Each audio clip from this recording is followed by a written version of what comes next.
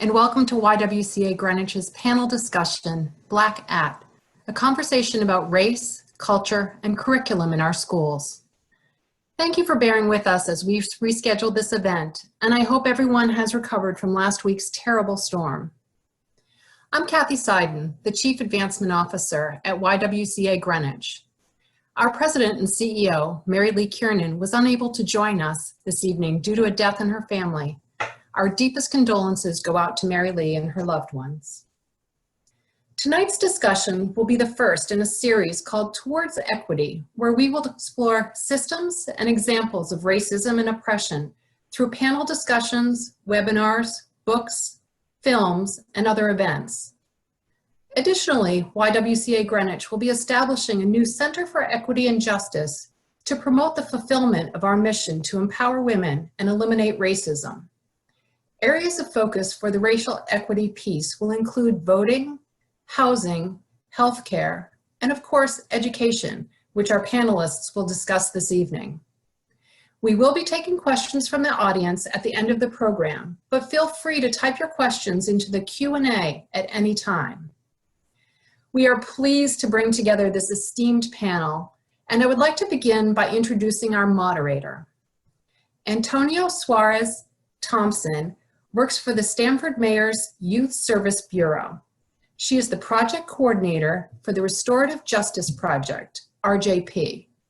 The mission of the RJP is to use various methods of restorative practices that are both formal and informal to address and respond to juvenile crime, school suspensions, expulsions, and other disruptive community activity as a diversion to juvenile court involvement. RJP works with community providers, school districts, juvenile courts, and community members on this critically important effort. Antonia has also practiced law, representing juveniles with the Public Defender's Office in Massachusetts. She has taught at both collegiate and graduate levels regarding the juvenile justice system. Thank you so much, Antonia, for moderating this evening's discussion. And now I'll turn it over to you and our panelists. Good evening, everyone. Thank you, Kathleen, for those words. So always nice to hear the things that I've done. So I'm so excited to be part of this conversation tonight. And that's what it is. It is a community conversation where we are, as women, coming together and talking about these very important issues that are in our community. I also want to thank the YWCA for allowing this platform. And I think in this time in our country, we are seeing that the more we create platforms for us to come together and talk about these difficult conversations, the more we come together and ask each other honestly, things that we don't know, that we don't understand, we all will come out ahead. We all will learn. So I'm very excited for our panel tonight. We're representing our surrounding communities from Greenwich to Westport to Stamford, Norwalk. We have a little bit of everything today, and also from different disciplines coming together to talk about this really important issue. And as Kathleen mentioned, this is a series. This is just the first part of the conversation. And our goal tonight is just to open those barriers of releasing some of the tension that we've had in the community, some of the questions that we've had in the community, a lot of anxiety as we go into the schools reopening. And so we're hoping that we can touch base on some of these things tonight. And again, if you have any questions as our panelists are speaking, please go to the Q&A and type your question in there. And we will try our best to answer those questions as we progress later into the evening. So I do want to start by introducing our phenomenal panel. I will start with Shanelle Henry. And forgive me, we are on Zoom, although all of us are used to Zoom. As a moderator, I would have my notes in front of me, but I'm on the camera and I'm reading at the same time. So please be patient with me, but I want to make sure I get all of this information correct. Shanelle Henry is the Director of Equity and Inclusion at Gray Farms Academy in Westport. She co-founded the Institute for Teaching Diversity and Social Justice and currently serves as the co-chair of the Commission of Diversity for the CT Association of Independent Schools. She is an active member of Team Westport, the official diversity committee for the town of Westport. So we welcome Shanelle Henry. I also would like to introduce you to Dr. Toni Jones. She currently serves as the superintendent of Greenwich Public Schools as an experienced school leader with success in implementing progressive and systemic change in institutional practice, yielding improved student performance. Prior to this role, she was the superintendent of the Fairfield Public Schools in Fairfield, Connecticut, and Falls Church City Public Schools in Falls Church, Virginia. She began her career as a teacher and has taught in Reno, Nevada, Moore, Oklahoma, and Sydney, Australia. So thank you, Dr. Jones, for joining us tonight. We also have Neary, is a national board certified teacher, currently teaching literature courses at Staples High School in Westport, and was the 2019 Connecticut Voya Unsung Heroes Grant recipient. Anne, a Greenwich resident, began her teaching career at Dwight Clinton High School, New York City's largest public school, and was there for 11 years. Her experience as a teacher in both the Bronx and Westport gave her unique perspective on the challenges that high school students face today. So part of what we wanted to do in coming today and opening this conversation was to talk about school culture, school climate. What are some of the barriers that our students are facing now in a world where we had George Floyd incident that happened, his murder. There's a lot of protests in our community. And we also see a Black at, which was a Twitter conversation, a platform for students that, Black students that go to predominantly white schools to voice their concerns, their history and experiences on those type of campuses. So we see a lot of conversation happening in the community, and our youth, rightfully so, are anxious.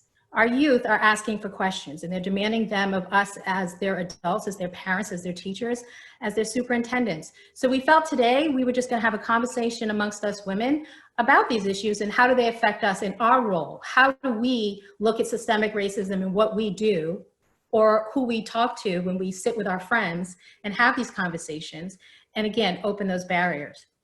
So we're gonna start our conversation talking about what are the barriers to our children in our current educational system, specifically to our Black children, and then also our children of color.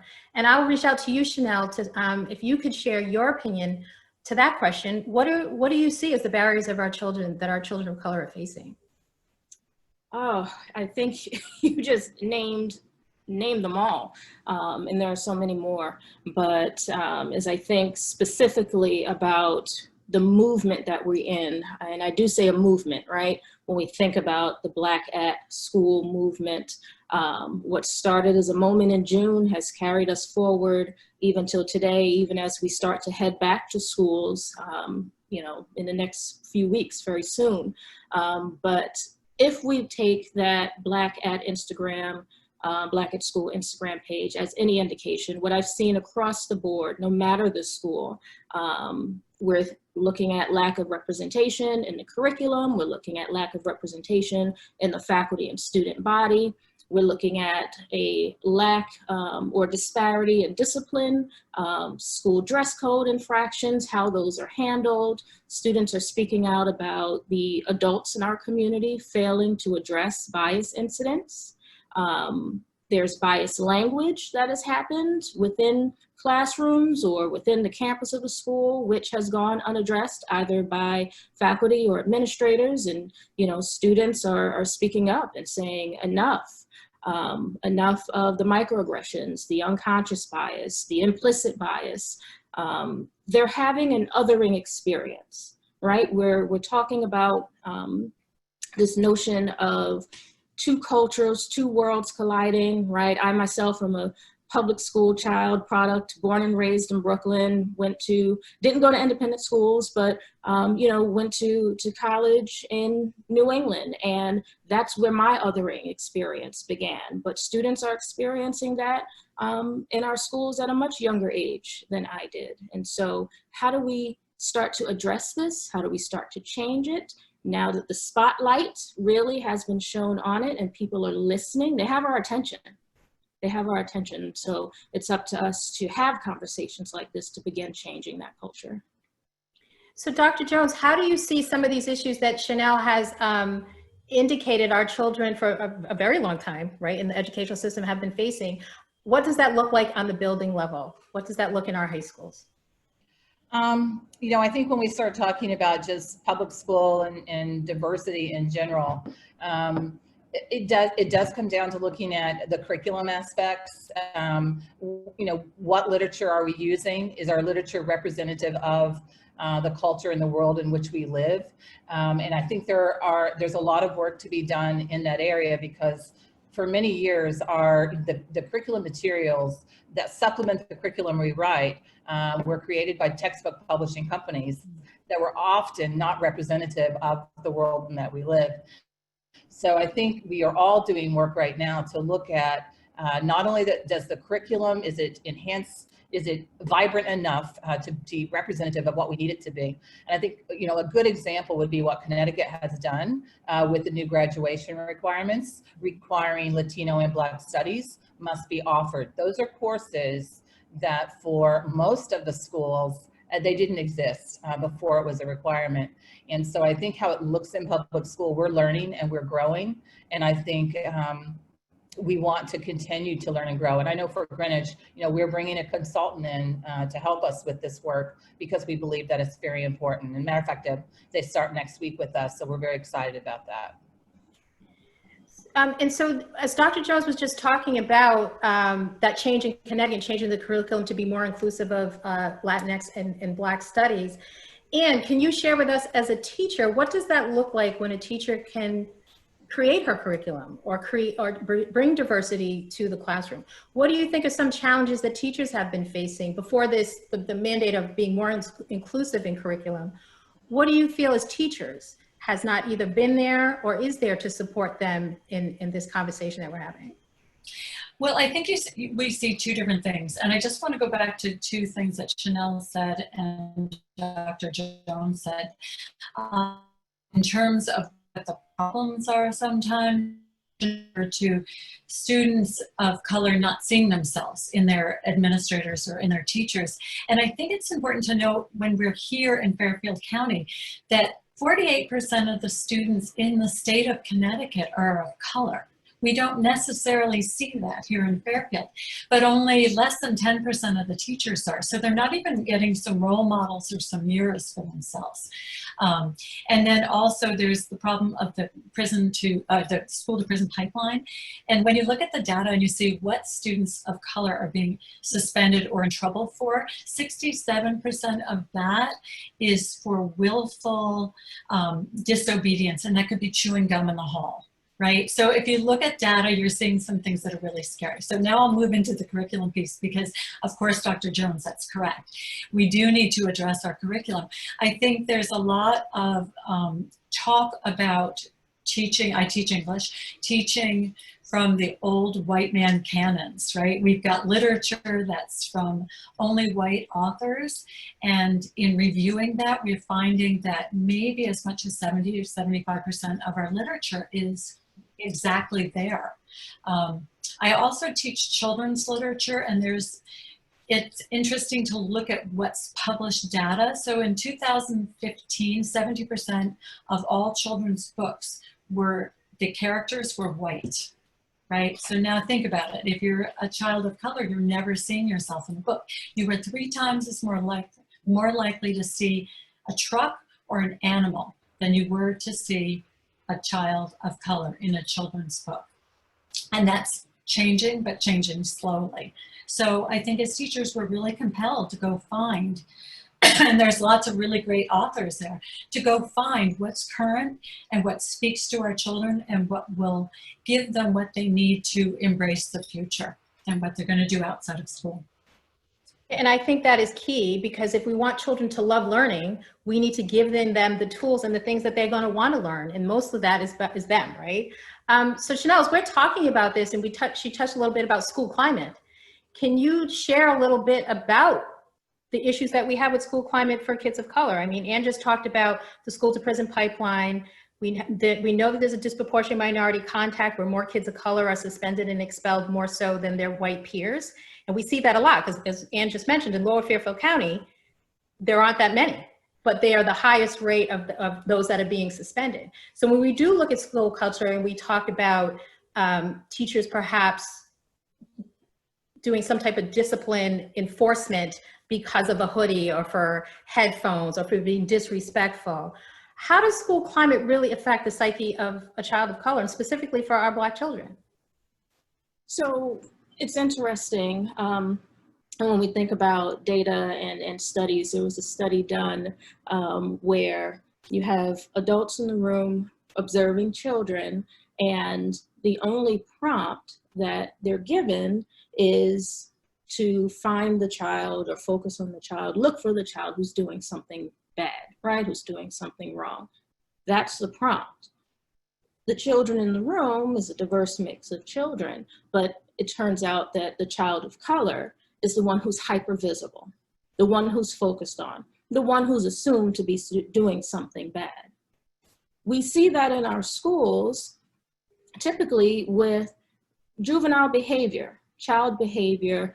If you think about, you know, the nature of young children and who's quote unquote acting out, who's playing aggressively, all students will do that. But is it the child of color who again becomes hyper visible, becomes singled out when, and we saw this as well in the Black at Instagram pages of students of color feeling attacked or, you know, focused upon or pointed at for doing something that their white peers also do. And the perception of, well, they're not being pulled aside, they're not being disciplined. And so this, again, has this othering experience on children of color, on students of color in general, when you feel like, on the one hand, you're made to feel invisible, but then on the other hand, when it comes to discipline or it comes to negative situations, now all of a sudden you're hyper visible, or you're assumed automatically that you must be the one. There are many stories of students who were accused of theft. You know, something has come up missing from a locker, from a desk, what have you, and did you take it? And students of color are saying, well, why are you asking me? Right? And again, it could be a very simple thing as intent versus impact, or again, unconscious implicit bias, but what's left upon the student is I'm being accused or I'm being singled out is, you know, because of my race, because of my gender, because of where I live. We hear this from students all the time. And so again, this impact and the culture that's created sends a message to students of color, either that I don't belong here, right? In this school, and particularly in independent schools, we hear this, but it may also send an opposite message, or kind of, you know, the stereotype threat, if you will, of living up to this perception where you're going to assume that I'm the one who did this behavior anyway, so perhaps that's what I should be doing, or perhaps that's who I am. And so then we might get the acting out behavior as well. So Dr. Jones, how would you as an administrator in the building deal with that, right? Deal with creating a school climate that is inclusive of all your students that are in the building against perhaps staff or teachers who do have that type of bias, implicit bias that Shanelle just talked about, or are just not comfortable dealing with students that may not look like them. Can you talk a little bit about those barriers that you have as an administrator dealing with those type of biases towards children of color? I think that's a great question. And, you know, it all comes back, number one, to education and educating the adults also in the building. And that's why right now, from Greenwich's perspective, next week, our consultant is first working with our entire administrative team, because the administrators need to understand what bias is before they can really help teachers and help the school culture grow. So that's where we're starting. And I've seen that work be very powerful in the past, because, you know, a principal needs to understand how to set up a school culture to be inclusive, how to have student voice. And I will say it's not even only student voice, because when we talk about that, we tend to think about high school students, but it really does start back in preschool. You know, and how balanced is the preschool classroom? And I think we can really help school culture grow the more the leader is informed and understands what the challenges are and what some of those biases are. So let me just go back to you, Shanelle, and ask you, in the work that you do, is implicit training and bias enough? How do we put equity into that conversation? Because what we're seeing now with George Floyd and what's happening in the community, I think our students are asking for more, but I do think is a challenge, as Dr. Jones was talking about, you know, teachers are adults, they're experienced, they have their life practices, and it's sometimes hard to change that. So can you just give your perspective of, when we do the bias training, implicit bias, and we recognize that, what's the next step to make sure it's sustainable? And I'm so glad you asked that question, because there are more steps to go, right? So after we do the implicit bias training, what have you, we don't check the box and say we're done. But we continue to evaluate. We continue to have our systems of checks and balances. What we're asking ourselves now, as a result of, you know, a lot of this movement, but students are calling for accountability. So when things fall through the cracks, or when things are reported or go unaddressed, where is the accountability? So implicit bias training and all of that is really the first step to become aware. You raise the awareness. Now we're jumping to the action piece of what do we do? How do we examine our curriculum? How do we examine our policies? How do we examine our procedures and the checks and balances? Put them in place if they're missing, to know that, okay, when I see this, when I recognize this, or even if I don't, because as you said, we're human too, mistakes will be made, but the equity piece is really understanding what needs to happen, what needs to be in place so that all students have this general sense of belonging and feeling included, but also understanding what the needs are of each of our individual students and each of the populations in our buildings as well.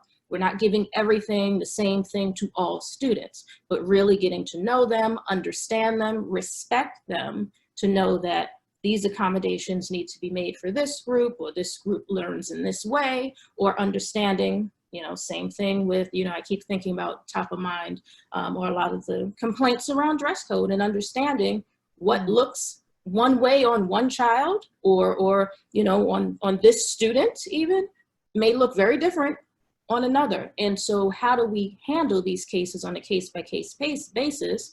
And the implicit bias piece of that is for us to recognize, why am I only seeing a certain type of student as being, you know, out of dress code or infraction in this area? So you have to put the two hand in hand. And I think, and I just want to remind everybody who's listening to us as we're having this conversation, please go to the question and answer box and ask us questions that you may have, because we're going to have time later to answer those. And I just want to follow up on that. I think Kathleen, when she was introducing me, part of the work that I do with restorative practice and restorative justice is working with kids and with schools to create some accountability for harm that is caused. And the harm could be a school discipline rule that was broken. Instead of a suspension expulsion, it's more of a community coming together to have a conversation. And I know Greenwich High School has been doing some restorative work, same in Stamford. And I know our schools are doing a lot of social emotional curriculum that's being followed to empower our kids to use their voice, to be expression, to talk about their feelings. But for a long time as adults, I feel we're not having that conversation. We're either not letting our kids have a voice, we're trying to control that voice, or we're just not willing to listen. So Anne, as we're talking about this, what do you envision as your, you know, and I want you to talk about your school, because your school is very vocal about what the climate was, and what's going to be there for the kids in September. What is the school going to do different to embrace some of the things? And you can describe to our communities that are listening, because not everyone might know about the letter I'm referencing. There was a letter that was sent, this is what you're referring to, the letter from Naya Michelle that she sent out to one of our Westport newspapers in February. Really, she stated that she was speaking for the Black population of students. And in Staples High School, that means 2% of our students, right? And she talked about all the things Shanelle just talked about and Dr. Jones just talked about, where they just don't feel welcome. They don't feel part of the school climate. The girls in particular are, they're spoken to about their outfits an awful lot, that things are inappropriate, and that comes up all over the social media as well. And so I think it really sort of shook us to the core that this was so public and so verbal. Sadly, however, it came out the day before we went on February break. So it's sort of weathered down a little bit in the week that people had off, and I have to say I'm a little disappointed that we didn't take more action on it. So I'm really pleased to hear Dr. Jones at Greenwich is going all over this, because it cannot just be a one-day seminar. Here, teachers, we need to think about this, because these things, these little biases we have are so ingrained in our life, right? It's hard to even know and recognize them in yourself. Even if you're the most wonderful caring teacher in the world, you just have lots of baggage that you bring with you, and you have to really, really think about how your classroom might look to someone else, how your curriculum looks to someone else, how the way you speak to people makes a difference, right? You have to set the bar as high for all your students as you do for, for students of color, as you do for your white students, and you need to think about that. So Dr. Jones, does Greenwich High have, So I'm sorry. Oh, we did the Zoom freeze. Go ahead, Ann. No, I was just gonna say Staples doesn't. I was just saying Staples doesn't have a plan yet, so we're going to be working. And I think a lot of schools don't. And I was just going to ask you, Dr. Jones, what will be available for the students when they come on your campus in September? Because the kids didn't forget. The kids won't forget. I think with social media the way that it is, as adults, we look at social media and we're not on it all the time, but that's their world. We're doing virtual learning, and this has become their life and the platforms that they talk to each other on. So Dr. Jones, what will it look a little different when school comes, when we come to some type of hybrid? I don't know if Greenwich has made a decision as to how they're going to come back in September, but what platforms do you envision will be available for the students to have a voice in a place that they can feel comfortable continuing this conversation?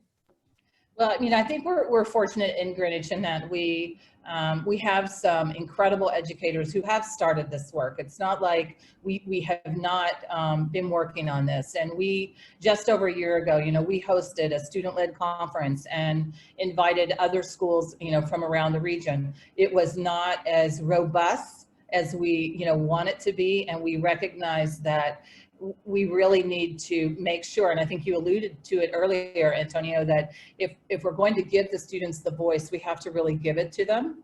And probably one of the most powerful student-led conferences that I had a chance to go to was about 3 years ago, and the room, it was all students, and it was students from Fairfield County, from Bridgeport, very well represented, and just listening to many of their stories was so eye-opening that we actually ended up bringing that student voice as part of our teacher professional development and doing a student panel. And I really hope that that's part of the growth area, is starting to listen. Just like the letter that went to the paper in Westport, it's really getting that voice in front of our staff so that they can understand what is really happening within the culture of a school. Because a lot of times we think we know, but we don't really know what our students are thinking because they don't tell us. But if you give them an opportunity, they generally will tell you. And so that's one aspect for us. We're going to build on where we have been. And I will say again, that's one of the reasons I think it's important for us to bring in a consultant, because this is also happening during COVID. And it is one of the most challenging it is the most challenging school opening any of us have ever seen. And so to ask, for instance, my deputy superintendent, who's also governs the high school, or my K-8 director, to be able to really give this topic 100%, we're asking a lot, and we knew we needed help to do that. So I think that focus, having somebody who's an expert on helping our educators grow, our administrators and our teachers, and how to bring student voice, is going to make all the difference in the world for us to continue the work that we've started. Yeah, I think you hit it. That's absolutely correct. It's a lot of work. And we're asking, as we see what's happening in our community, our kids are getting it and our kids are asking questions. So we have to be willing to give them the opportunity to learn. And I know I'm so excited that there's 123 of us on this call tonight having this conversation. And I know there, as Shanelle and I are obviously the two Black women on the call, a lot of times people are uncomfortable to ask the questions because they're like, well, I don't want to put her on the spot. She's not speaking for all Black folks. But I think it's important to let that go and be able to have an honest conversation. And as a teacher or as a counselor, if you don't know, you got to ask. And sometimes it's like, well, I don't want to ask, white person, they might not know, but you know what? That's how we learn. Each one of us having that responsibility. So I'm going to ask you, Shanelle, what would a more inclusive curriculum look like? What is being asked from educators of color, from parents of color, from all of Black at that your experience, what would that curriculum really look like? How would it look different than what the children are learning now? So I will answer that by asking a series of questions that I typically ask faculty, right? When we have conversations about inclusive curriculum, what it looks like, anti-bias, anti-racist curriculum, culturally relevant curriculum, all of those types of things. And so typically I ask faculty to think about and answer who's being taught, right? And I think Dr. Jones and Ann had mentioned this earlier. When you think about who is in our curriculum, who is being taught, from whose perspective are they being taught, right? Who is controlling that narrative? And it may be the individual faculty, or it may be in the textbook, it may be, you know, the resources in the text that are chosen that are being used. How is it being taught? And this comes down to the competencies of our faculty. What they know, what they don't know, what they're comfortable with, what they're uncomfortable with. How are these stories or these narratives being taught? When is it being taught? Are we only talking about this during Black History Month, right? One of the most, and I say touching because it has stuck with me, but kind of emblazoned in my brain is a story of a young lower school child, elementary school, who felt like, oh, I know what this book is about. It must be about slavery, or it must be about the civil rights movement because there's a Black character in it. There's a Black boy on the cover. The only time this student had ever read or seen books with a Black main character, or, you know, Black person on the cover, because it had something to do with the civil rights movement or slavery. So as soon as they saw the book, I got it. I know what we're about to do. Why is that the only time that is, to Ann's point, the data she mentioned earlier, that there's a story with a Black character in it, and that's when it's being taught? Where else do students of color see themselves reflected in the curriculum? And more importantly, how, right? We are more than slavery and the civil rights movement. What other types of normative experiences and other types of stories and narratives are there? And where do the students of color see themselves? And then when we talk about culturally responsive teaching, culturally relevant curriculum, are students allowed to bring their full selves into the classroom, into the curriculum? Again, this also goes back to faculty comfort, faculty competency, and faculty teaching what they know or what they're comfortable teaching, but also, is a student allowed to bring in what they know, their lived experience, or how much do they offer and include in the curriculum? Is the curriculum malleable, adaptable, shiftable to allow for that to happen? And earlier mentioned the classics, right? Moving beyond the classics, moving beyond the core, allowing for new possibilities. And most importantly as well, as I think about all of this, and Dr. Jones talked about this in terms of Connecticut's addition of Latin American, African American histories, et cetera. When are those topics, when is that history included in general education, general history, all of our history, or does it get relegated to an elective, right? Because we see that too in schools, and that sends a message to our students. You are an elective.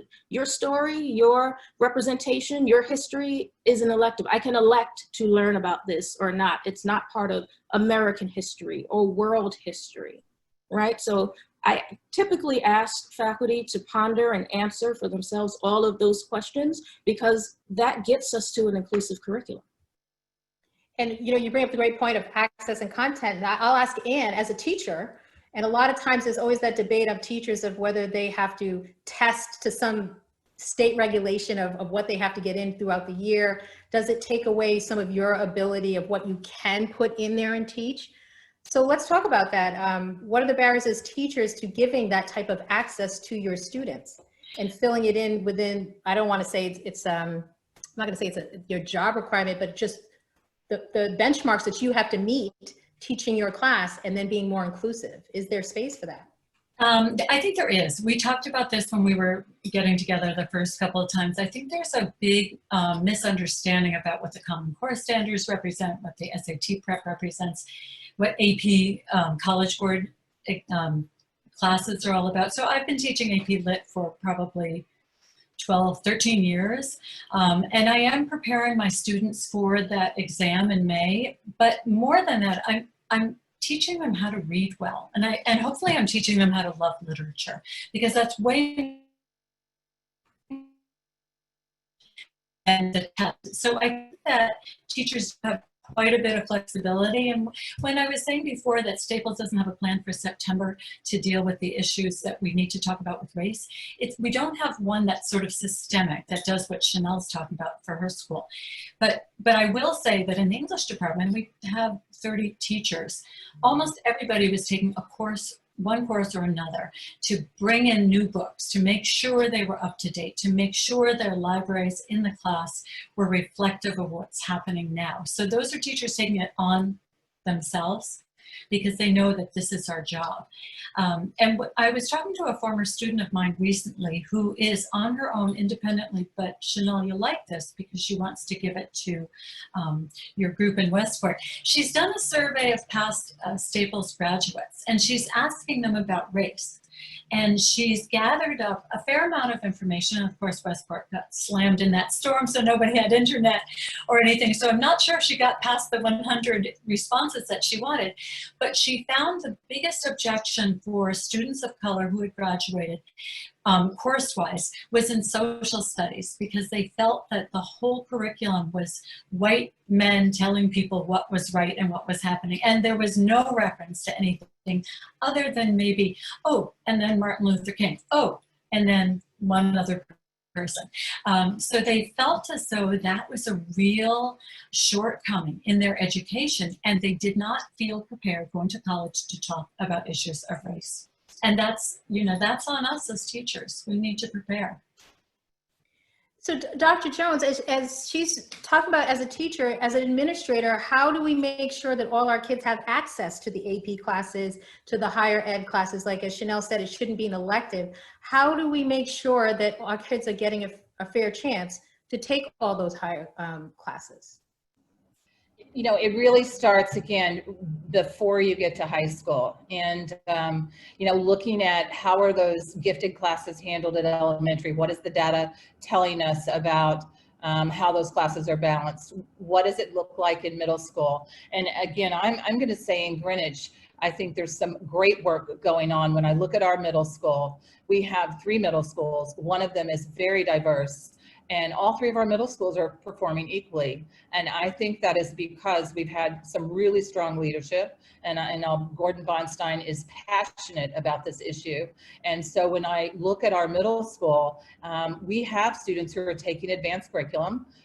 They're being challenged with rigorous curriculum, and we are closing the achievement gap. And this year we did some work at the beginning of the year, because next level is you've got to really look at your high school courses, and are they representative, of the district in the way that they should be. And one aspect is, do you have gatekeeping, which from being a previous AP coordinator, the advanced placement philosophy is open access for students, but we often put gatekeeping assessments in place that you have students who have not had private tutors because their families can't afford that, who are testing against students who have had private tutors, yet they both have the same aptitude to really be successful. So how do you make sure the courses are open to those students?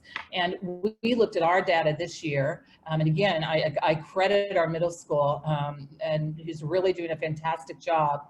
We looked at all of our data for students who were requested by a teacher to go into higher level. They did well on the assessment. They had the teacher, recommendation.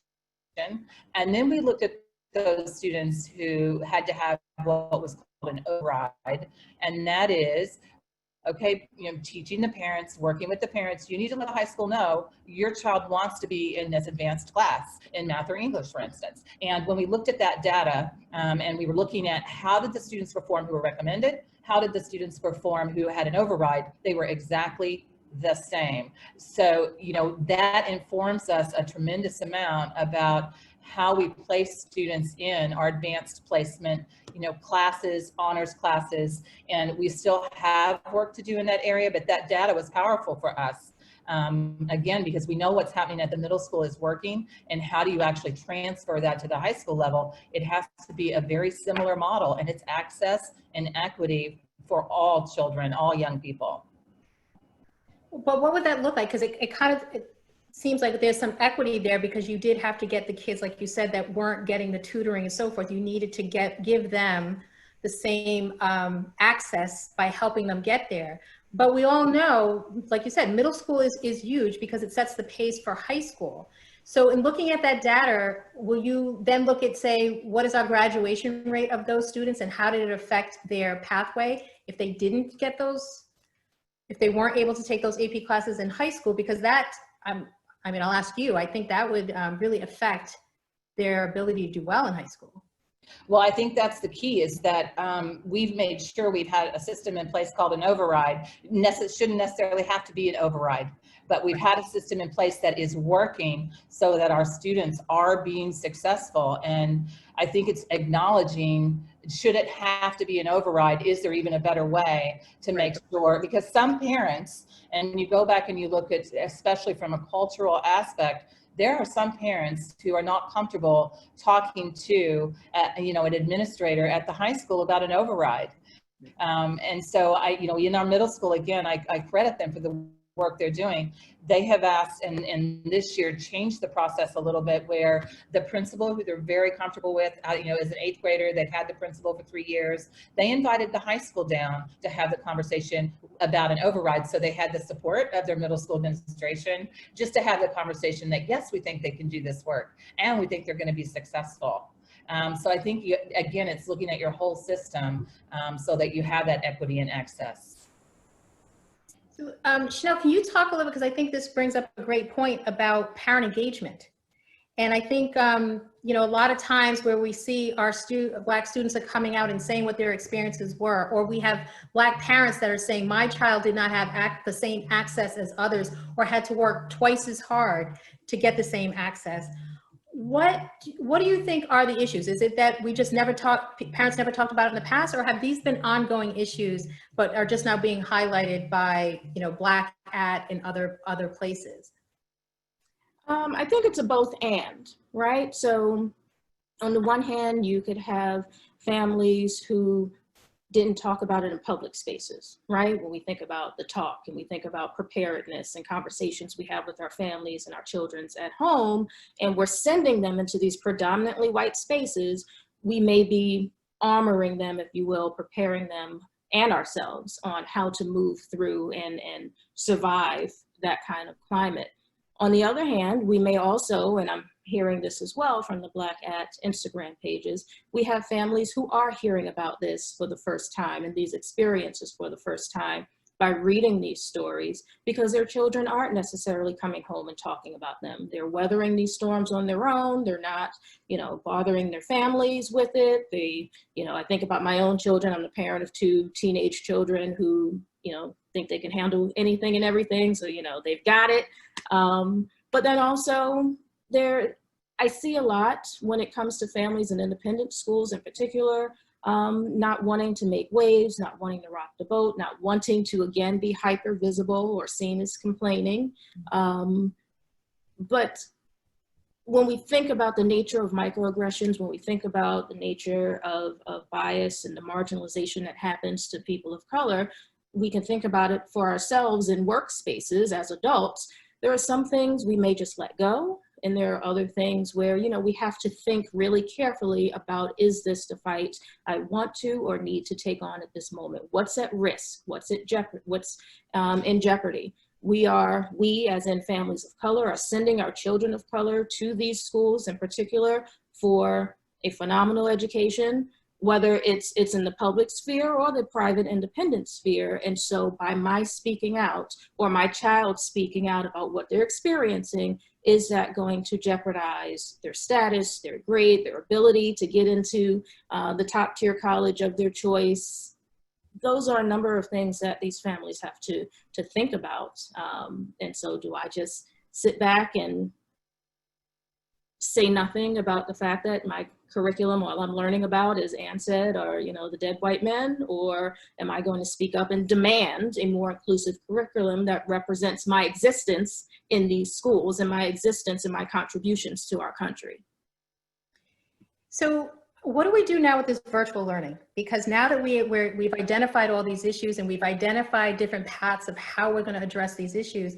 And I want to ask, Ann as a teacher and then Dr. Jones, how do we now take in virtual learning and COVID and still keep this relevant? Because we know Lower Fairfield County, the amount of wealth and the gap that we have between those who have and have not access to, internet and other things complicates this conversation even more. And sometimes I feel like the children that we're talking about that are marginalized are even more so because we have this barrier. So Ann, can you talk a little bit on what you feel as a teacher of how you'll address this? Well, we were talked about fortunate. your curriculum and so, but I always am interested in what this work's going to look like in the virtual arena. We were totally virtual, as you know, all spring long. And what we found was that we didn't know things. We didn't know things about families. We didn't know things about our students' situations. And that's not a good thing. We really need to develop those relationships. So we sort of have a sense of where they are when they're in their home space. But we were also fortunate in that if we had a student who had a need, they didn't have a laptop at home, for instance, or they didn't have bandwidth, we were able to get that for them in Westport. We were able to deliver to their door. But that's a unique situation. I know from my friends who are teaching in the Bronx still that they just couldn't find their kids. The kids would be missing. They didn't have access to internet. There was nowhere to reach them. And so they did sort of fall out of the schooling environment for several months, and that's a real problem. And also their home might not be where they want to be for so many hours a day, right? So that might not be a good place. It was really important to me to touch base with all of my kids all the time because I just wanted to make sure they were safe. It went way beyond curriculum. I needed to know that I could connect with them somehow. And if they didn't have a laptop at the beginning and we hadn't gotten them one yet, I knew they had a cell phone. So there was always a way, like through some other friend of a friend of a friend, call on so-and-so and make sure they're okay and they can connect. But it does bring that gap up and make it really apparent. And it makes it apparent in an area like Westport where we think that there's no problem, right? So the invisible became very visible very quickly with the COVID and online teaching. And Dr. Jones, how did that present itself in Greenwich, where we know is a very affluent neighborhood? Most have everything that they need. How did that look at your school? Well, we are absolutely committed to making sure that every student in Greenwich Public Schools has what they need to be successful. And, we have iPads for K-5. We have Chromebooks for 6th through 12th. So we made sure that everybody that had those devices could also have internet access. And so we've had a hotspot program for a couple of years, but what we found was the need was great when we closed in March because many of our students were getting access after school at the high school because it was a quiet place to do their work, or they went to the library every day to do their work. And when all of those other buildings closed, that's when they started requesting that they in fact did not have internet in their home. So we had at least 100 families very quickly that we had to mobilize hotspots for. And we did the same thing with what Ann was saying, driving devices to students' homes because they were afraid to get out of the house. There were about 4 of us in central office that never left. We worked from March to June. We had over 400 laptops that needed repairing, and we made sure that that was done in 24 hours they drop off the old one and we would issue a new one literally the next day so that there was no gap in their learning. And the other thing that I would mention that I think is just as important, and we talk a lot about Maslow and Bloom from an educator standpoint, and that if those basic human needs, that Maslow hierarchy is not met, also that's going to have probably greater impact than anything else, is making sure the food insecurity was taken care of. Mm-hmm. So the second day that we launched our distance learning, we made sure we started our food program, and we haven't stopped. We ran it all summer. again, for that whole access to make sure that the food insecurity is not there. We also partnered with and I know many of you have this as well, with all of our nonprofits that are so powerful within this region. And this summer, one Neighbor to Neighbor is a partner that actually provides boxes of food for families so they can eat on Friday, Saturday, and Sunday. And they put those on the buses with us so that on the Friday lunches, they could pick those up. So, making sure that they have everything they need to be successful, not only academically, but also from that Maslow perspective. And we're going to continue that. Now, the one thing I would say is I'm going to be optimistic and hope that we're not virtual. We are starting hybrid in our high school, but we are bringing our K-8 students back. So we're going to try really hard. I'm not even going to mention your partying community in Greenwich that needs to stop that, if that's going to be a case. But Shanelle, let's talk about faculty, the color of faculty. And we know that it's an issue, I think, in all of our schools that are represented here of recruiting and retaining teachers of color, administrators of color. What is your school doing to do that? Or what are some ideas or suggestions? Because just as you talked about the content, it's just as important to have Black teachers, to have teachers of color that also give students the same support and confidence that you talked about. How do we change that? So that's, again, a yes and, right? Because we're thinking about the representation. We're thinking about who do we see in front of us, and mentioned kind of the windows and mirrors earlier, not just in our curriculum, but also in our faculty body. So at Greens Farms Academy, we have actually increased the number of our faculty of color. We have, which is unique in independent schools, actually. We have more faculty of color than we have students of color. And we have, really focused intently in the past 6 or 7 years on looking at our numbers, looking at increasing our numbers, but also looking at where we are attracting candidates, where we are recruiting candidates, where we are seeking candidates, and really asking ourselves, right, what don't we know? Where aren't we? And I typically ask the question, kind of poking holes and not waiting for folks to come to us, but how can we put ourselves out there in the communities or advertising in different avenues and being connected to different types of consultants, as Dr. Jones was talking about, or different types of hiring fairs. In the past couple of years, we've hosted some hiring fairs trying to attract faculty of color to look at us, to consider us. We are one of the community's best kept secrets when it comes to outside of our walls and not really understanding not just who we are as Greens Farms Academy, but also what an independent school is. And so how do we do the education which will help us attract, right? And what types of incentives might we give, understanding what the needs of faculty of color, particularly young faculty of color, might be. But then, Antonia, you also mentioned the key, which many people may not readily think about, because yes, numbers are important, increasing the quantity as well as the quality is important, but retention is key. We can recruit. If we do not change the conditions of our campuses, of our schools, and stop having faculty of color in particular have a marginalizing, or shall I say racist, experience in our schools, they're not going to stay. Why would they?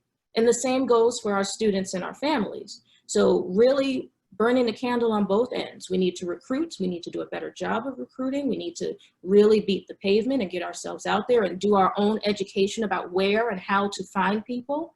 But then there's also the culture changing piece and creating the conditions within the schools that would make people want to stay. We can recruit them, but they're not going to stay with us if, as we read the Black at Instagram pages, if this is the environment we're recruiting them into.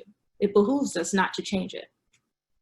And how do you think we can change? I see you're shaking your head, so I feel you have some ideas and suggestions at your school. Well, I was just at a conference, and Rodney Robinson, who is the National Teacher of the Year for the nation last year, was speaking, and he was talking as a Black man about the invisible tax that teachers of color pay. And I was so struck by that phrase. I was like, oh, yeah. So Westport as a school district does not have very many teachers of color. I think maybe 5. And we now have a principal who is a Black man at Staples, but it's a very slow transition. I understand we're part of a group of districts that are working with the State Department to recruit more teachers of color. So that's a step in the right direction. But I really feel, as Shanelle says, we don't make people comfortable, right? I feel the same way about my parents of my Black or brown. I feel comfortable when they come to our school. We need to figure out how to do that. It's all part of this conversation. Like, what should we do to make people comfortable and feel that they are as much a part of our education system as anyone else that walks through the doors? So Dr. Jones, do you want to share some initiatives or things that are going on at Greenwich High? Sure.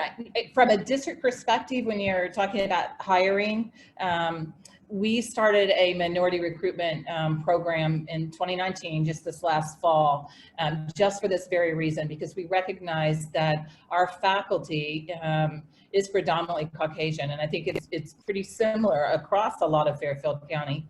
And we're very fortunate that our human resources chief officer is also a brilliant woman of color. So when we are going to recruitment fairs, I think it is helpful for applicants to be able to see that our district, we want to be more diverse. We want our children to be able to see teachers who do look like them. And we recognize as a district that it's difficult, and we have very few applicants of color. And part of it is why, and trying to analyze that, and how do we change that narrative so that there is more opportunity, because I think our young people have clearly stated they would like to see that, especially in the last month or 2-3 months. And we're working on that right now through our minority recruitment program.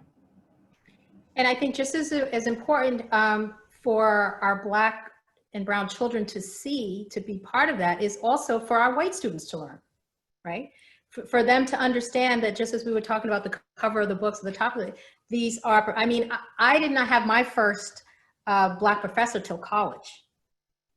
And right, so I think for a lot, if we talk about Black Ed, a lot of kids go through the system that they've never had a Spanish, any teacher of color till they go off to college. So it does give a different perspective in the learning process of how not only do we deal with people that don't look like us.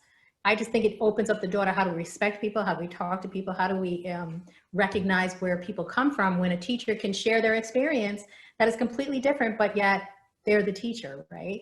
So I think that's really important. But before we get to our question and answers, because we are going to get to that, Shanelle, I want you to just talk a little bit about the Black Act, because I don't think we gave examples, because I know there's a lot of people on the call that have never heard of it, don't know what that discussion's been like. So I know it's a lot, but if you just quickly just talk about the importance of that, and because it is majority of the conversation, although it is coming from kids from public schools and it is coming from parents, majority of what started that whole conversation was Black students sharing their experiences at white schools, mostly private. I think some public have, that we heard, in Westport. But could you just talk a little bit of how that started and what were some of the highlights or issues that the kids are facing? Because I think it's important to put in context when we talk about the discomfort of children of color, Black children in these classrooms. I think we got to paint what that looks like. And microaggressions, but I'm not sure everyone understands what is a microaggression. Right. So to paint the picture a little bit, when you are coming off a year, right? So going back to January, a year of coronavirus and COVID-19 pushed us all into distance learning at various points. And while we are through that, right, we were talking about coronavirus racism, we were having our Asian American students having marginalized experiences based on that. We had our Black and brown communities, as you mentioned at the top of the hour, disproportionately affected by COVID-19. On top of that, we also had the murders of George Floyd, right? A number of people who were murdered, killed, and students, particularly Black students, stepped up, spoke up, and said enough, right? Said enough. I believe it started in higher education, predominantly white institutions in higher education, where students were having these marginalized experiences, had been having them. To your point earlier, it wasn't anything particularly new. The stories themselves aren't new, but it finally reached that tipping point where students said enough. And then we saw the same thing happen, trickle down in the independent schools and some public schools, where students went to social media, particularly started Instagram accounts, Black at, and you insert the name of their school. And, you know, when we think about the nature of microaggressions, it could be those seemingly, you know, little everyday slights, maybe meant as a compliment, or, you know, seemingly innocent to hear, intent versus impact, and the impact of them. As I explained them to my students, while you may be the first student who has asked me about my hair, you are not the only student who has asked me about my hair. You are not the only person, because I have adults who also do that, right? So in any particular context, this could be the 50th time today I've heard that particular statement or question. And so the totality of all of those experiences or comments, micro in you know, instant, macro in effect. And students really took to the social media airwaves to talk about all of that, from comments about their hair, to their dress, to their appearance, to racist or biased language used inside and outside of the classroom. Relationships with peers and faculty, a lot of it being an experience where they felt othered, they felt secondary, they felt that they didn't belong in the institution, and it was systemic across the board. So as schools really were called out at this point, many schools have also learned and taken steps to start to address and put in some of those systemic changes to begin to address those situations. And a lot of it goes back to what we said at the top of the hour with education. We can't say we didn't know anymore, right? So even if we stand behind the veil of, well, I didn't know this was going on, it's all over social media. We can no longer hide behind that veil and say we didn't know. Now that we know, we are being called to the carpet to address it. And so as we get to 8 o'clock, we're going to turn over to our question and answers. And I just want to remind everybody on the call that this has been a great conversation, and we want to bring you into this. There's going to be more that the YWCA is going to be having in this conversation. And we encourage you to send in questions, requests of more information, because I think the more we have these little conversations and of people that we don't know, or people that are working in these fields, the more we're enlightened, and we can like keep chipping away, because that is some of systemic racism, is understanding how we individually can do something to change the path for someone else and make it better. So if we all do our little, and then some of us that are our positions that can do a lot, that's great. Well, we'll definitely be going down the right path. So it's not too late. We can still put some question and answer in the question answer box. So to my panelists, I'm going to ask you some of the questions that are here. And I think I'll start with you, Shanelle, on this one. How should schools repair the relationship with alums of color who feel that their schools have failed them? So just as you just spoke about what has been happening, that's a great question. That is a great question. That is a timely question. That is how I've spent my summer. Reaching out to our alums, communicating with our alums, drawing them in to a conversation, right? Because these Black at Instagram pages predominantly have been created by young alums of the institutions. But what I did was reach out to all the alums that, you know, alums of color in particular, that I could get contact information for and invite them into conversations with me. I'm starting my 3rd year at Greens Farms Academy, so I have not met, had the opportunity to meet all of the alums. So I also seized this moment to introduce myself. This is a listening opportunity, particularly for me. This is data gathering, right? Some of the stories I was familiar with, some I was not. Some alums refused to talk to me, and it wasn't personal, but they have grievances with the school or with their experience, and it sits with them, right? These experiences sit with them. So I understand that for sure. And the alums that were willing to talk with me, their experiences are painful. And so what we're working on now is continuing to draw those alums in, continuing to have those conversations, build a network where we can use their knowledge to help build strategy and to really start to look at this systemically because of their lived experience, using their opinions and advice on how the school should move forward, but including them in that conversation. Part of our mission at Greens Farms Academy is engaging students as partners. That includes our alums, continuing to engage them as partners, even past graduation, letting them know we're listening, letting them know we hear them, letting them know that we're taking them seriously, and using them as our allies, creating that partnership to help us move forward and be better so that we don't replicate or continue to replicate this experience for other students, current students and future students. And I'll just add to that, that the power of that alumni is money. And I think schools have to listen to this because their voices are being heard and they're the donors. So a lot of what has happened on this platform has reached Board of Trustees. It has been a conversation on that level because of the power of those stories and that base. So it's a lot of exciting work that needs to be there, but repairing that harm is gonna, the schools are really doing the work. So I'm glad to see that. I'm very excited to see that. So Anne, this is a question for you. Could you talk about your experience teaching in the Bronx and how it influenced your understanding of race in education?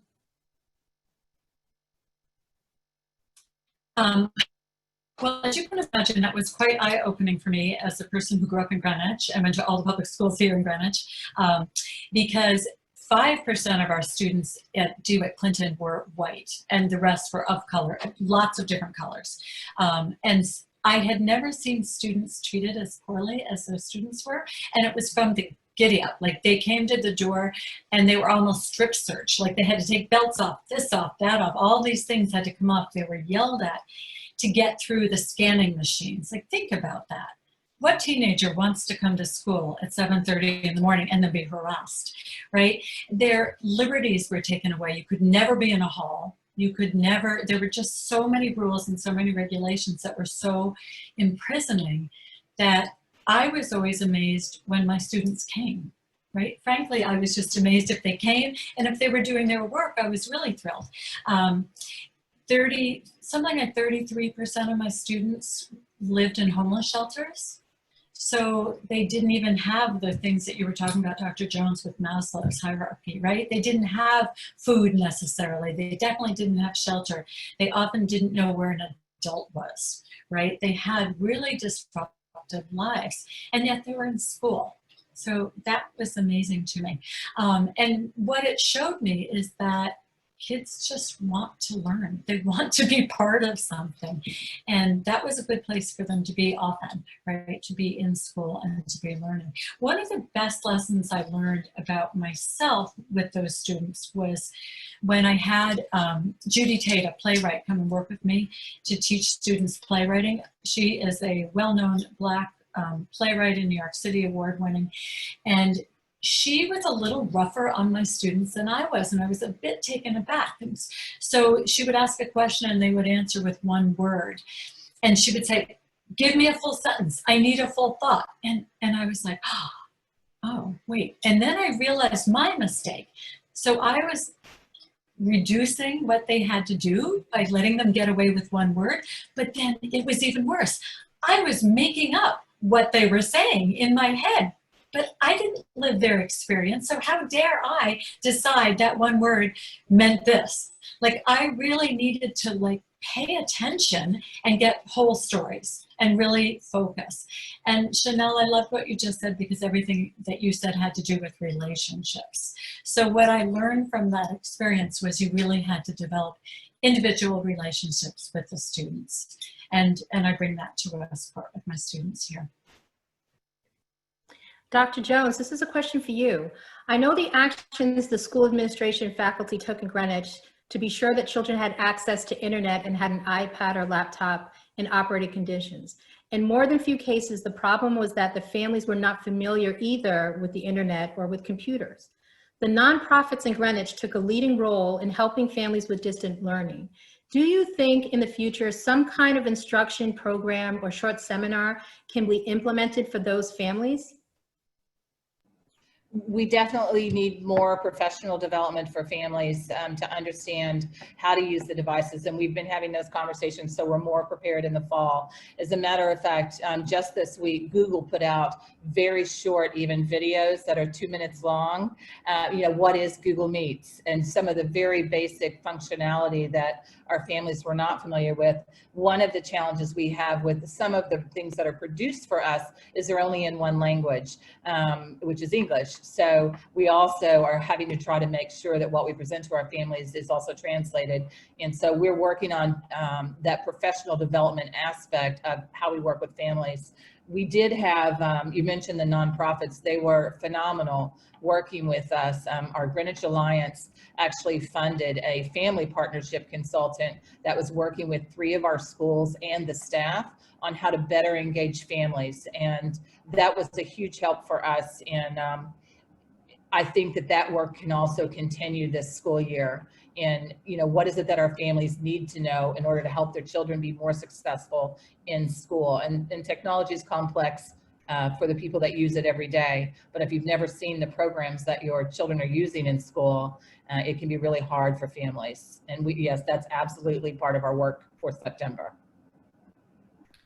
And the next question is also for you. Harvard, MIT, and Yale stopped using the term housemaster in the late winter, early spring of 2016. Newton High Schools and Brockton High School in Massachusetts quickly followed suit. The most elite boarding schools in the country no longer use either of these terms. Brunswick School in Greenwich stopped using the term headmaster this summer. Greenwich Academy, GCDS, Sacred Heart do not use these terms either. For the past 4 years, college and high schools all over the country have stopped using the term headmaster, and headmaster Greenwich still uses both the terms today, and there doesn't appear to be a discussion around changing them for the upcoming school year. Why is that? I recognize that there are many serious issues to address, but it's concerning that Greenwich High School is still using these terms in 2020. The discussion is happening actually when, Brunswick obviously is a neighbor to us, actually runs a summer program for our children. And so as that conversation was starting, we realized that we actually use a head of school and head of house administrator interchangeably with headmaster. We don't use a mistress anywhere, and I don't know if Greenwich ever used that or not, but we are having that conversation, but we have not finished that conversation yet. Can I ask, what's the follow-up then? So what is the barrier to changing the word? I don't think there is really a barrier. To be very honest with you, this conversation literally in the last couple of weeks really emerged for us, and just trying to get the high school open for COVID. I think it's having time to talk about, where does this term show up? Having a conversation with our Board of Education that, we would like to go in this direction versus the way that we have been. But again, it's used interchangeably right now, and it depends on which memo and who's speaking on how the reference is made. And head of house, head of school, I don't think anybody is aversive to it. It's just, it needs to be one of those pieces that we work through along with all the other things the high school administrators, especially right now, are doing, trying to get open. Okay, thanks. Anne, I think this is a question. I mean, you guys, you all can jump in, but Anne, here's a question. Oftentimes curriculum improvements like the African-American, it switched on me, hold on. Like African-American studies and Latina studies occur in social studies or ELA departments. What are the best ways to engage in anti-racist work outside of the humanities? How can we support an interdisciplinary school-wide approach to this effort that also includes STEM, the arts, athletics, and extracurricular activities, et.cetera? I think that what I was saying before, where I was referring to the English teachers because I know them best. I know everyone was searching out new resources. I think that can occur everywhere. I know that this is a silly example, but when Hidden Figures came out, the movie Hidden Figures about those brilliant women who got men into space, people were like, oh my gosh, why didn't we talk about that in math classes? Why didn't we talk about that in science classes? So there's lots of places where contributions have been made that just haven't been part of curriculum, and certainly it's easy enough to make sure they're being highlighted. I mean, music is a simple one. Think about jazz, think about the types of music and contributions from Black musicians have made to our music in America. I mean, it's just stunning. So I think, and artists too, so many artists. I think it just has to be intentional. I think we really need to say to ourselves, let's take a look. Let's see where we are today with our libraries, with our curriculum, with what we're saying to students, with what's on our walls in our classroom, and find places to make sure we're representing all the voices that should be represented. And I agree, it shouldn't just be English and social studies. And if I could also add to that, you mentioned in my bio that I'm the co-founder of the Institute for Teaching Diversity and Social Justice. And this is exactly what we talk about. This is exactly what we teach teachers, what we teach administrators, what we teach educators of all kinds how to do, how to re-lens their curriculum for inclusion, for anti-bias, for anti-racism, how to, as Anne was just describing, poke the holes and see what is missing, what is or is not being covered. We lean heavily and rely heavily on the teaching tolerance social justice standards as a tool, and actually walk teachers, and educators through it and how to use it. We encourage them to bring their curriculums to the Institute so we can look at it side by side and actually work with it as a living document. But we spend a week in the summer really interrogating how do we create this inclusive curriculum, and, to all of your points, thinking about beyond humanities, beyond, sure, in some disciplines it may be easier per se, or it lends itself to it, but it's also there are also ways to make it more inclusive in all of the disciplines as well. So Shanelle, I think this is a question to you, and again, everyone can jump in on this. I'd love to hear some conversation about the Black Ad accounts that are naming specific names. Of course, we know those students are seeking an outlet on social media because accountability has not come through traditional means when school reporting, which is a massive part of the problem. That being said, how can we promote restorative justice once specific names are named, especially when the act of naming names could lead to legal implications?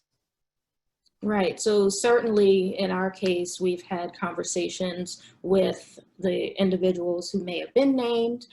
We've had conversations with students, although we don't know, because of its anonymous nature, don't know who's administering these accounts. We've had conversations with students that we do, back to Anne's point about relationships, that we do have relationships with to help us, right, kind of get a better sense of the stories that are out there, or the instances that are out there. But then as an administration, we're talking about it. As an administration, we're looking at both ends, supporting our students, but also supporting our faculty. And there will be a number of ways to look at the narrative and the stories. But, one thing that I stress all the time is thinking about perception versus reality. This has become our students' lived reality. And there's a reason why they're attaching names. And so how do we look at our own behavior so that we're not duplicating this experience or not giving an erroneous perception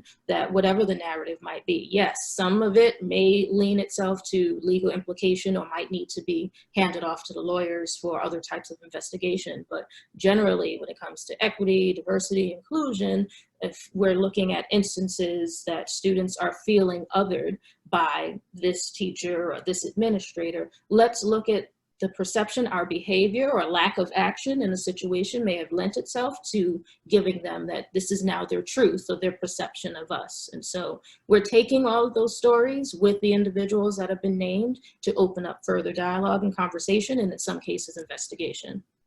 And I think to this great question, when we talk about looking at it restoratively, we are acknowledging that a harm has happened. right? And we're not denying it. We're acknowledging that the harm has happened. How do we as a community, and those who harmed and those who want to support the work that's being done, how do we come together as a group and do it in a way that it's going to affect change? By teaching the person who harmed, right? So looking through that restorative lens on different campuses, using restorative practices to start in kindergarten as kids are coming through our school systems, are just really different ways that we make better learners. And we also teach our adults, how do you relate to kids, faculty, staff that aren't like you? So I think that was a great question. And again, I'm so excited that we still have lots of people on the call, and we invite you for the further conversations that the Y is going to have. One more question popped up on us before we wrap up. And this is for myself and Shanelle. Do you feel that political leaders are listening to the message and taking action? Is Connecticut taking a leading role? Well, I will say that I think in our area, legislative restorative practices, and I know some of you that are in education have seen that schools are really adopting that as an answer to the disproportionate minority contact of kids that are getting suspended and expelled, right? And I know in our local area, a lot of the schools are training their teachers and staff how to look through a more restorative lens, which will talk about equity, equality, fairness, and again, accepting accountability for actions that are harmful to others. So in our national level, I will say no. I don't think our president perhaps is showing our kids a kinder, gentle way of how we need to be human to others. So I would say no, but I think locally our politicians and leaders in our community are trying to do the work. I think Connecticut did step up to change how our history books are going to be taught within the next 2 years, of asking all school districts to provide curriculum changes. Is 2 years too long? I believe so. I don't see why it just can't be changed sooner than that. But I do think our state is going in that way of being more inclusive and trying to change the momentum. And I think, quite frankly, when we see defunding of the police and everything that's happening in the community, we're going to have the conversation. We're going to have the conversation and look at us restoratively and make sure that we're inclusive of everyone. So I do think some of our local leaders are going to create the change that we want to see, but I think it's also on us to make sure and hold them accountable to that. Shanelle, did I leave you space to answer that? Yes, I'm laughing because I am in no way an optimist. So as I think about my answer to that immediately, I'm thinking about these conversations, right? Right. I'm just thinking it remains to be seen. We are heading back to school and back to campus at a very potentially contentious time. An announcement was just made yesterday in terms of, the vice president pick candidate coming up. And so all of this, again, is churning, is happening as we prepare to go back to schools and in an election period, right? Election time. So how are we going to be talking about that in civil discourse? It remains to be seen. So we're going to wrap this up. But again, I encourage everyone that's listening, it's this easy. It's getting together with friends or people that you want to learn more from and just being willing to be vulnerable. A lot of what we've been talking about in acknowledging these differences is being vulnerable to say, maybe I have messed up, maybe I don't understand and I don't get it, but being able to just have these conversations. So we hope that everyone that is on the call today learned something from the four of us in this discussion. And we look forward to catching up with you next time in our next part of the YWCA's series on this. Kathleen? Well, thank you, Antonia. And thank you to our panelists, Shanelle, Henry, Dr. Toni Jones, and Ann Neary. And thank you to YWCA board members, Abby Meiselman, Jennifer Davidson, Ann Islin, and Cheryl Plummer for organizing this event. And a big thank you to Craig Jones of Point Marketing for his tech support. And thank you all for attending this evening and your commitment to ending systematic racism in education. In the next day or so, you'll be receiving information with additional resources, including some reading materials on this topic, as well as a survey about this panel discussion. We welcome feedback and ideas about future events. So please stay tuned for the next event in the Towards Equity series. Good night. Take care, stay well, and thank you.